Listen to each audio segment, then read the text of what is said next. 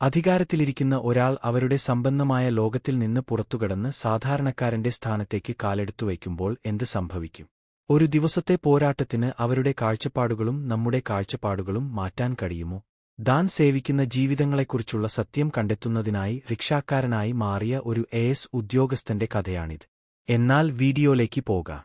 നഗരത്തിലെ തിരക്കേറിയ തെരുവുകളിൽ ഹോൺ മുഴക്കുന്നതിന്റെയും കാൽനടയാത്രക്കാരുടെ തിടുക്കത്തിലുള്ള കാലടി ശബ്ദങ്ങളുടെയും ഇടയിൽ കത്തുന്ന വെയിലിൽ ഒരാൾ റിക്ഷ ചവിട്ടുകയായിരുന്നു.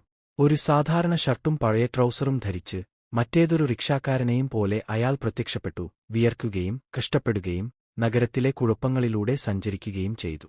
എന്നാൽ ഈ മനുഷ്യൻ ഒരു രഹസ്യം വഹിച്ചു. അത് തന്റെ പാത മുറിച്ചുകടക്കുന്ന എല്ലാവരെയും ഞെട്ടിക്കുകയും പ്രചോദിപ്പിക്കുകയും ചെയ്യും.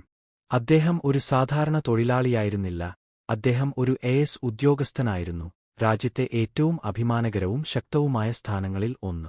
ഒരു ദിവസത്തേക്ക് അദ്ദേഹം തന്റെ പദവികളും താൻ സേവിച്ചവരുടെ ജീവിതം അനുഭവിക്കാനുള്ള അധികാരവും മാറ്റിവച്ചു.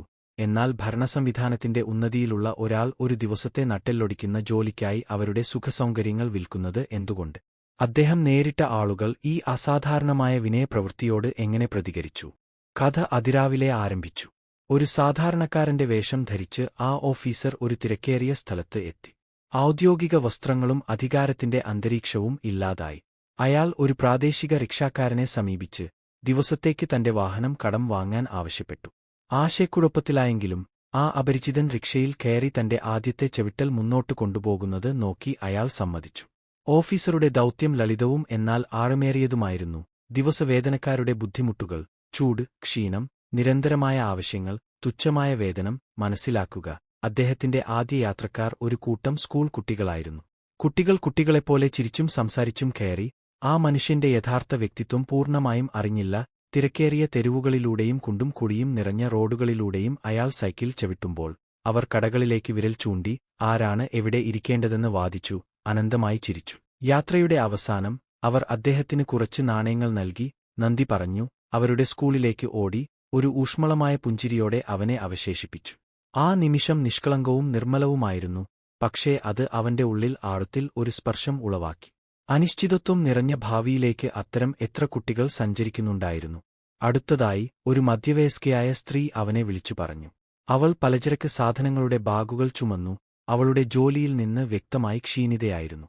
അവൾ വിലയെക്കുറിച്ച് കഠിനമായി വിലപേശുകയായിരുന്നു. അവളുടെ ശബ്ദം മൂർച്ചയുള്ളതാണെങ്കിലും ക്ഷീണിതമായിരുന്നു.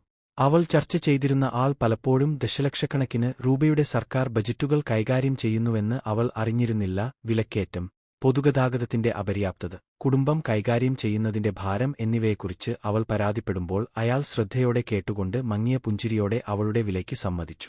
വീട്ടിലേക്ക് സൈക്കിൾ ചവിട്ടുമ്പോൾ അവളുടെ വാക്കുകൾ സാധാരണ പൗരന്മാർ നേരിടുന്ന ദൈനംദിന പോരാട്ടങ്ങളുടെ വ്യക്തമായ ചിത്രം വരച്ചു. മണിക്കൂറുകൾ കടന്നുപോകുമ്പോൾ ഓഫീസർക്ക് ജോലിയുടെ ശാരീരിക ഭാരം അനുഭവപ്പെടാൻ തുടങ്ങി.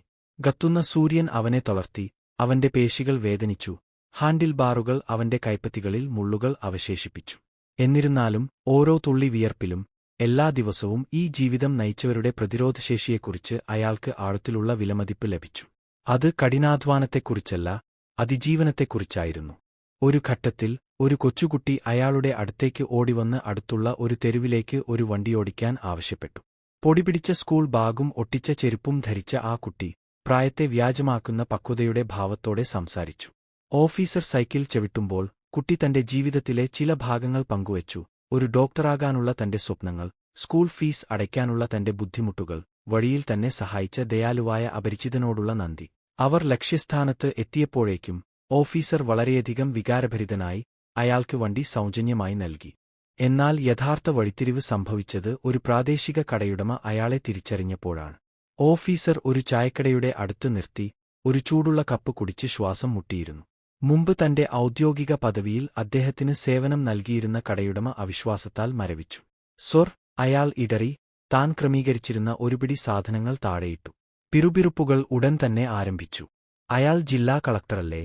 അയാൾ ഇവിടെ എന്താണ് ചെയ്യുന്നത്? ഒരു റിക്ഷ വലിക്കുന്നത്. ആ ഓഫീസർ വളർന്നുവരുന്ന ജനക്കൂട്ടത്തിലേക്ക് തിരിഞ്ഞു. നെറ്റിയിലെ വിയർപ്പ് തുടച്ചു. ശാന്തമായി പറഞ്ഞു, അതെ, ഞാൻ ഒരു എഎസ് ഉദ്യോഗസ്ഥനാണ്. ഇന്ന് എനിക്ക് നിങ്ങളുടെ ഷൂസിൽ നടക്കാൻ ആഗ്രഹമുണ്ടായിരുന്നു, അല്ലെങ്കിൽ ഈ സാഹചര്യത്തിൽ ചവിട്ടാൻ. നിങ്ങളുടെ ജീവിതം എനിക്ക് മനസ്സിലാകുന്നില്ലെങ്കിൽ എനിക്ക് എങ്ങനെ നിങ്ങളെ സേവിക്കാൻ കഴിയും? അദ്ദേഹത്തിന്റെ വാക്കുകൾ ജനക്കൂട്ടത്തെ അമ്പരപ്പിച്ചു. ചിലർ അത്ഭുതത്തോടെ നിന്നു, മറ്റുള്ളവർ ആദരവോടെ കൈയടിച്ചു. കുറച്ചുപേർ നിശബ്ദരായി നോക്കി, അവരുടെ കണ്ണുകൾ ആദരവോടെ നിറഞ്ഞു. ആ നിമിഷം തിരക്കേറിയ തെരുവ് പൊതുവായ ധാരണയുടെയും അപ്രതീക്ഷിത ബന്ധത്തിന്റെയും സ്ഥലമായി മാറി. വാർത്ത പരന്നതോടെ സമീപത്തുള്ള കടകളിൽ നിന്നും വീടുകളിൽ നിന്നും ആളുകൾ ഉദ്യോഗസ്ഥനെ കാണാൻ ഒത്തുകൂടി. ചിലർ അദ്ദേഹത്തിന് കൈ കൊടുക്കാൻ മുന്നോട്ടുവന്നു, മറ്റുള്ളവർ അദ്ദേഹത്തിന്റെ സഹാനുഭൂതിക്ക് നന്ദി പറഞ്ഞു. പലർക്കും അധികാരത്തിലിരിക്കുന്ന ഒരാൾ അവരുടെ ദൈനംദിന ബുദ്ധിമുട്ടുകൾ മനസ്സിലാക്കാൻ ശ്രമിക്കുന്നത് ആദ്യമായിട്ടായിരുന്നു അത്. അത് ഒരു വിനയപ്രവൃത്തിയേക്കാൾ കൂടുതലായിരുന്നു. അത് നേതൃത്വത്തിന്റെ ഒരു പാഠമായിരുന്നു. വൈകുന്നേരത്തോടെ ഓഫീസർ റിക്ഷ ഉടമയ്ക്ക് തിരികെ നൽകി. ക്ഷീണിതനാണെങ്കിലും അഗാധമായി മാറിയിരുന്നു. ഒരുകാലത്ത് ശബ്ദത്തിന്റെയും അരാജകത്വത്തിന്റെയും മങ്ങൽ പോലെ തോന്നിയ തെരുവുകൾ ഇപ്പോൾ മനുഷ്യകഥകളുടെ ഒരു മൊസൈക്ക് പോലെ തോന്നി, ഓരോന്നും അതുല്യവും എന്നാൽ പങ്കിട്ട പോരാട്ടങ്ങളും അഭിലാഷങ്ങളും കൊണ്ട് പരസ്പരം ബന്ധപ്പെട്ടിരിക്കുന്നു. ആ ദിവസം റിക്ഷ ചവിട്ടുക എന്നത് മാത്രമല്ലായിരുന്നു. പദവിക്കും ദാരിദ്ര്യത്തിനും ഇടയിലുള്ള, അധികാരത്തിനും ദുർബലതയ്ക്കും ഇടയിലുള്ള തടസ്സങ്ങൾ തകർക്കുന്നതിനെക്കുറിച്ചായിരുന്നു അത്. നേതൃത്വം എന്നാൽ ഉയർന്ന ഓഫീസുകളിൽ ഇരിക്കുകയല്ല, മറിച്ച് സ്ഥാനമൊഴിയുക, ശ്രദ്ധിക്കുക, സഹാനുഭൂതി കാണിക്കുക എന്നിവയാണെന്ന് ഓർമ്മപ്പെടുത്തുന്നതായിരുന്നു അത്. സൂര്യപ്രകാശത്തിലേക്ക് സൈക്കിൾ ചവിട്ടുമ്പോൾ ആ ഉദ്യോഗസ്ഥൻ റോഡുകളിൽ ടയർ പാളങ്ങൾ മാത്രമല്ല അവശേഷിപ്പിച്ചത്. തന്റെ അസാധാരണമായ മനുഷ്യത്വ പ്രവൃത്തി കണ്ട ആളുകളുടെ ഹൃദയങ്ങളിൽ അദ്ദേഹം മായാത്ത മുദ്ര പതിപ്പിച്ചു. ഒരുപക്ഷേ അങ്ങനെ ചെയ്യുമ്പോൾ ലളിതവും എന്നാൽ ആഴമേറിയതുമായ ഒരു സത്യം അദ്ദേഹം നമ്മെയെല്ലാം ഓർമ്മിപ്പിച്ചു: നയിക്കാൻ ഒരാൾ ആദ്യം മനസ്സിലാക്കണം. അപ്പോൾ അധികാരത്തിലിരിക്കുന്ന ഒരാൾ നിങ്ങളുടെ ജീവിതം ഒരു ദിവസം ജീവിക്കാൻ തീരുമാനിച്ചാൽ നിങ്ങൾക്ക് എങ്ങനെ തോന്നും? അത് നിങ്ങൾ അവരെ എങ്ങനെ കാണുന്നു എന്നതിനെ മാറ്റുമോ? അല്ലെങ്കിൽ ഒരുപക്ഷേ നിങ്ങൾ നിങ്ങളെത്തന്നെ എങ്ങനെ കാണുന്നു എന്നതിനെ മാറ്റുമോ? ഒരു സാധാരണക്കാരന്റെ പാതയിലേക്ക് കാലെടുത്തുവച്ച ഒരു ഉദ്യോഗസ്ഥന്റെ അവിശ്വസനീയമായ കഥയായിരുന്നു അത്. ഞങ്ങളെപ്പോലെ തന്നെ ഈ യാത്ര നിങ്ങൾക്കും പ്രചോദനാത്മകമായി തോന്നിയെങ്കിൽ താഴെ ലൈക്ക് ചെയ്യാനും പങ്കിടാനും നിങ്ങളുടെ അഭിപ്രായങ്ങൾ കമന്റ് ചെയ്യാനും മറക്കരുത്. മറ്റൊരാളുടെ പാതയിൽ ഒരു ദിവസം നടക്കാൻ നിങ്ങൾക്ക് അവസരം ലഭിച്ചാൽ നിങ്ങൾ എന്തു ചെയ്യും? ഞങ്ങളെ അറിയിക്കൂ.